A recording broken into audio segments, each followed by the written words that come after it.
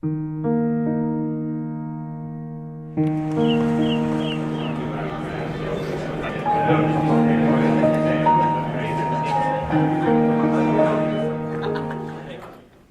first I'd like to ask John Huxley to come up, if that's okay, please. And it's a sort of 5 to 10 year window. There's going to be some very interesting things happen across the whole industry in the provision of health services. You cannot do it. There is not a rational argument that we can make that would justify having 1 in 4, 1 in 3 of our cows. I've been asked to deliver a very technical talk about digital dermatitis. I have to take you to the cellular level, deep down in the tissues, into the tissues that build up the clot. Has been infected is irreversible. DD comes to stay. Once an animal has been infected, it's going to be infected, to stay infected. All these stages, as the arrows indicate, can apparently... I'd like to ask the question you've done... I'm a professor of veterinary anatomy in Germany at the University of Leipzig. My expertise is in the area of anatomy and pathology of the bovine claw and how diseases of the foot develop. Because it's not made for that, and you can tell not to use it. And if you were on that course, you would have known that I would tell you on a Monday morning not to use antibiotics in the foot bath, and then on the Tuesday after. People here don't know who I am or what I do. I was born and raised in Detroit, Michigan. Never saw a cow up close till the year 2000. All the way across, flat with a knife.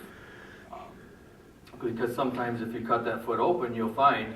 Hi, my name's Dave Phillips. I'm a foot trimmer and a vet tech down at Synergy Farm Health, down in the southwest of England.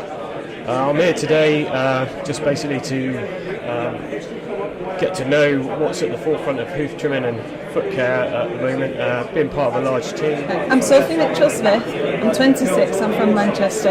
I've been trimming for about 6 years.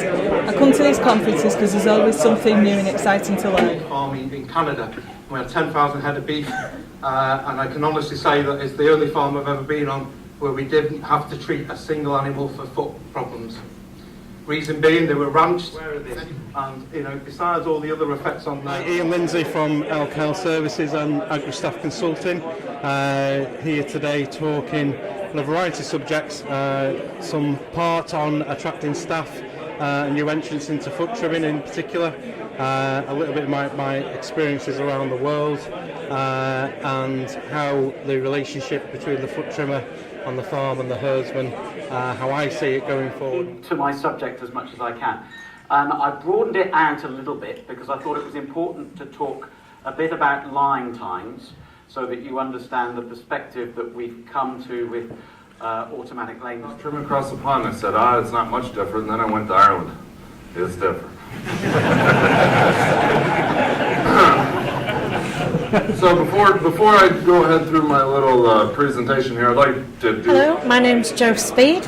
I'm a long-time supporter of the NACFT, and I'm chairwoman of the Register of Cattle Foot Trimmers, which is the ROCFT. I like to get involved in the NACFT conference, and I would encourage all foot trimmers to get involved with the NACFT conference. I think it's a great opportunity to do continual professional development. It's a great networking opportunity, and those of you that have been here today, you're hearing world-class speakers covering world-class topics with plenty of discussion and fun to go along. I would like to see you all there at our conference next year. We are growing year on year, and the more professional foot trimmers we have here, the better conference we're going to have.